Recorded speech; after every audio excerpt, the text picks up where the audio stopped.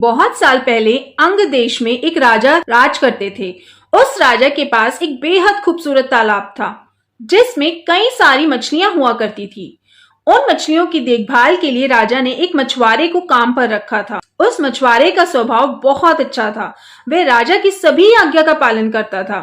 राजा को जब भी मछली खाने का मन करता था वह उसी मछुआरे को कहकर अपनी पसंद की मछली मंगवाते थे। मछुआरा हर बार उनके लिए बेहद स्वादिष्ट मछली लेकर आता था।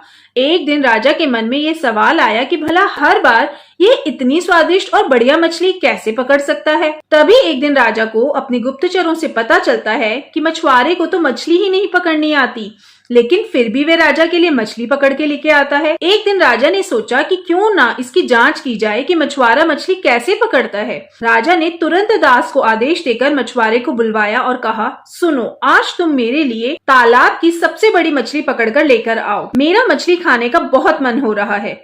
राजा के आदेश के बाद मछुआरा मछली पकड़ने के लिए तालाब की ओर चल पड़ा। राजा भी दबे पांव उसके पीछे पीछे चले गए। तालाब के पास पहुंचते ही मछुआरे ने एक मंत्र पढ़ा और तालाब की सबसे बड़ी मछली उसके पैरों में आकर गिर पड़ी। फिर मछुआरे ने तालाब को झुककर प्रणाम किया और वहां से महल की ओर निकल पड़ा। राजा पीछे से सब कुछ छिपकर देख रहे थे। यह नजारा देख उन्हें बहुत आश्चर्य हुआ। फिर वह भी अपने महल की ओर चले गए। एक दिन मौका देखकर राजा ने मछुआरे से उसके मछली पकड़ने की विधि के बारे में पूछा। राजा ने कहा, तुम ऐसा कौन सा मंत्र जानते हो जिसके बोलते ही मछली खुद ब खुद तुम्हारे पास आ जाती है? कृपा करके मुझे भी वह मंत्र दो। राजा की बात सुनकर मछुआरा अचरज में पड़ गया।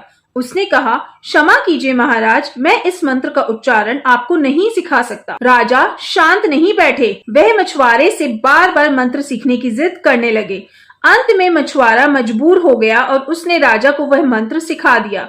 मंत्र सीखने के बाद एक दिन राजा तालाब के किनारे अकेले गए और उस मंत्र का उच्चारण किया। तभी एक मछली उनके पैरों के पास आकर गिर गई। इसके बाद राजा बहुत खुश हुए।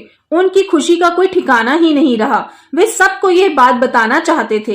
एक दिन मौका देखकर उन्होंने अपने दरबार में सभी लोगों को इस मंत्र के बारे में बता दिया। राजा की बात सुनकर सभी बहुत चकित हुए और उन्होंने पूछा कि इस मंत्र के बारे में उन्हें किसने बताया। इस पर राजा ने कहा, बहुत समय पहले वे एक महान ऋषि से मिले थे। उन्होंने ही इस मंत्र के बारे में उन्हें ये जानकारी दी थी। राजा की बात सुनकर सभी मंत्री भी इस बात की सच्चाई जानने के लिए तालाब के किनारे पहुंचे और मंत्र का उच्चारण करने लगे।